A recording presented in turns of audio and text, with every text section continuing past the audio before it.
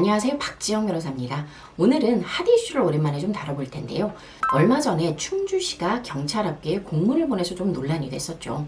여객 운수사업법에 따르면 자동차나 자가용을 모는 개인은 유료로 운송을 할 수 없다라는 취지의 조항이 있습니다. 이걸 근거로 해서 두 가지를 얘기합니다. 하나는 이 경찰학교를 왔다 갔다 하는 교육생 중에 일부가 카풀을 진행하면서 일부 돈을 받고 있는 것 같다. 이 부분은 법에 위반되고 형사처벌이 가능하니 금지해달라.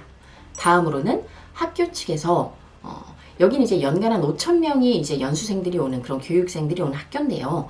경찰학교 학생들은 대부분 다른 지역에 사는 부분이 많습니다. 그러다 교육을 받기 위해 일시적으로 왔다 갔다 하는 건데요. 주말이면 본가에 갔다 일요일쯤에 컴백을 하는데요. 그때 이들의 편의를 위해서 오후 5시에서 7시 정도에 전세버스를 3회 정도 운영을 합니다. 경찰 학교에서 여기까지 운행을 하는 특정인들을 위한 그러한 전세버스죠.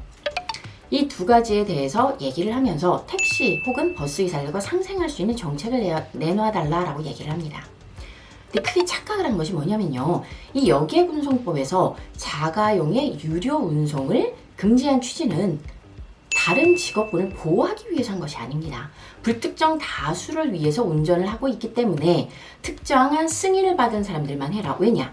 이 승인을 받은 차들은 주기적으로 점검도 받고 안전관리 교육도 받고 하기 때문에 불특정 다수의 사고 위험을 낮출 수 있다는 취지인 거죠. 그래서 이 법의 취지를 한번 고려해 보도록 하면 이 충주시가 말한 내용은 말이 되지 않습니다. 일단 판례들을 좀 소개하면요.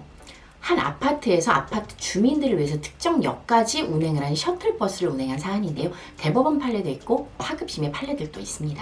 뭐라고 했느냐? 불특정 다수가 아니고 특정 아파트 주민들만을 위해서 회원제로 운영된 셔틀버스이기 때문에 문제가 되지 않는다라는 취지입니다. 그리고 특정 거리와 특정 목적지만을 반복적으로 운행하기 때문에 위험도가 높지도 않다고 판단을 했습니다. 결국 전세버스를 운영하는 것은 아무 문제가 없다는 취지입니다. 다음으로는 학생들이 돈을 받고 카풀을 하는 부분인데요. 이 부분에 대한 정확한 판례가 나와 있진 않지만 유사한 판례가 있습니다. 자동차 보험회사들은 면책 약관을 두면서 개인 승용차를 모는 사람들이 이 차를 유료 운송에 사용하다가 사고가 났을 경우에는 그 부분은 책임지지 않는다라는 내용입니다. 개인 자동차가 유료 운송을 하게 되면 그만큼 사고 위험도가 높아진다라는 취지인데요. 결국 위험도의 문제라는 점에서는 이 여객운송사업법하고 동일한 취지의 약관이라는 점입니다.